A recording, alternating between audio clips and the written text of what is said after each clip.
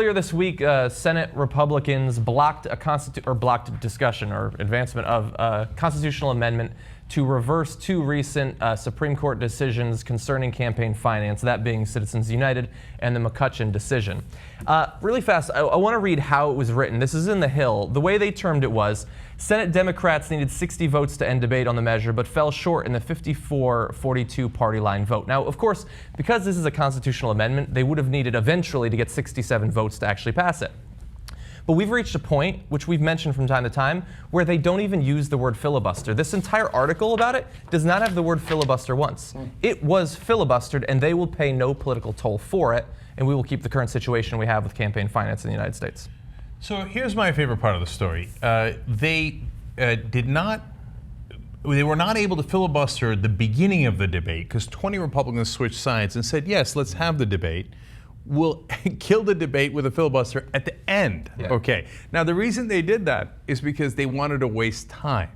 They said, we know we're going to filibuster it, and even if we don't, you know you're not going to get 67. Even if that happens, you know you're not going to get past the House, and we don't want to do anything else. Yeah. We don't want to do anything else in this while Obama's president. Okay, I don't want any regulations. I don't want the Democrats in the Senate passing anything. So let's waste time debating this thing we're going to kill later, and then they turn around and today we're like, yes, now we killed it. And now finish that thought. Do you have the Mitch McConnell quote? Yeah, we do. All right, so then they set this up. They do this whole nonsense of making sure that that's all they talked about for the week because they didn't want to talk about anything else. And then they hammer the Democrats for talking about it all week. Yeah. So Mitch McConnell said, I have to say it's a little disconcerting to see the Democrat-led Senate focusing on things like reducing free speech protections for the American people. Oh. This is what they chose to make their top legislative priority this week, taking an eraser to the First Amendment.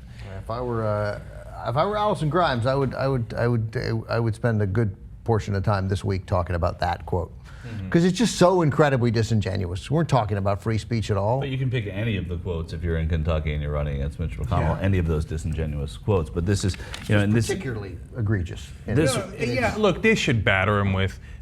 This is the biggest champion of money in politics in America. He is. Yeah. He's part of the people who sued to make sure that we could get more money into politics. He was part of the McCutcheon case. Yeah. And he has been by far the biggest defender. So if you like crony capitalism, you like money in politics, you like the basically legal bribery system we've set up, then you'll love Mitch McConnell. Yeah, but there aren't more than 13 Americans who like that system. But there's that. In Kentucky, in this race, though, part of the problem for Democrats has always been a problem the Republicans have, which is to get the dinos, the Democrats in name only. And to Ben's point, this is an issue that appeals to Democrats who sometimes will vote for Republicans, and this is an issue that will appeal to them to maybe sour on Mitch McConnell a little bit. And I think that's why it may be one of the ones that would play to get those sort of elusive voters for Grimes. Right. And equating it with free speech. I mean, that hideous misdirection of pretending to protect your free speech when what he's trying to do is protect the Koch brothers' rights to protect their coal interest here. Or maybe you don't say that because it's worse. I don't know in Kentucky. Yeah. But to protect the Koch brothers. I mean, Kentucky voters, maybe there's no greater moment of voters voting against their own interest than poor Kentucky voters who are going to turn out for Mitch McConnell. Mitch McConnell was caught on tape in a story that Undercurrent broke, where he thanked the Koch brothers and said, we couldn't have done anything without you. So here he is pleasing his bosses and saying to them, thank you, sir. Thank you. We couldn't have done anything without your money. Oh, I'm sorry. I meant your free speech. So come on, man. Come on. Look, I don't know if Democrats are capable of running a competent campaign, okay? But if you ran a competent campaign against McConnell, crony capitalist, money in politics, bathed in money, bathed in corruption, right? Yeah. Just pound it. Don't talk about anything else. Just pound that. Because people in Kentucky don't want some crooked guy who's been living in D.C. for decades now that's up to here with Koch brother corrupt money. They don't want it. Yeah. They don't want it. And this guy defends this crap. So look, now a lot of people ask why we didn't cover this amendment as it was going through the process more, right?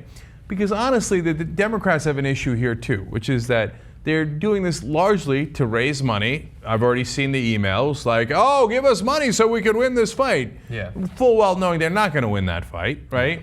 And they're doing it also for politics, which that part I don't mind, because to run against the Mitch McConnells, et cetera, of the world, because you should highlight the difference between the two parties. So my problem is I think that some of the Democrats there are being a little cynical. Like they're like, I don't really care about this. I don't think it's going to pass, but I'm going to collect money off of it, et cetera, et cetera. Right. So, but look, if they win, if they find some miraculous way to win, maybe what happens is they energize the electorate, they swing enough seats, and then the Republicans get scared. If that happens, God bless their hearts. I don't give a damn why they were doing it. I'll take it, right? But the reality is we knew from day one that this, in this Congress, was not going to pass. And it's also not standalone legislation. They're debating the continuing resolution, which is bigger than this at the moment. It also, like Johnny said, it's got to pass with 67 senators, got to pass the House, and then only 2/3 of the states. So three-quarters. No, they're doing this they were doing this as a campaign issue. I mean, the Democrats, they knew 100%. exactly. It's all They wanted politics. to make Republicans talk about it, and they want to be able to talk about it and say they voted for it. Yeah, And also, there's nothing wrong with that part. Yeah. But also, when you think about what you and Wolfpack are trying to accomplish, it feels like spending multiple news cycles talking about just trying to re-get what we had before Citizens United and McCutcheon, that it just feels like baby steps. It feels like nonsense. Like even if we, had total limits on contributions during electoral cycles, and even if advertisements spent on campaign ads weren't considered free speech, we still fundamentally have a system that is driven 100% by the amount of money you can bring to bear on an election. So it would have been nice, I guess, it would have brought us back to the corrupt, awful system we had a few years ago, but it wouldn't have solved the fundamental problems of America. So I don't want them to get credit for doing almost nothing. Yeah. In the end, actually nothing. Look, I want to try to support as much different attacks against money in politics as I can. You're trying to get me to say it was weak sauce. Fine, you win. It was weak sauce. Okay, so that's why we're going around Congress. That's the whole point of Wolfpack. Is these guys are never going to do it, and if they do it, it's going to be some watered down bill that doesn't get or amendment that doesn't get the job done. Our amendment goes to the root. Okay, no corporate money in politics. In fact, no private money in politics. We're going to do public financing of all elections so that they work for us and they don't work for the people signing their checks, right? Because those campaign donations are the people that are the problem. Right, well, actually, we would sign their checks then. Then we would sign their checks so they would work for us. So we'd be putting money into politics. Great. So, yeah, we would. And no, but that is the answer. Right. So wolf-pack.com for the real answer to this problem.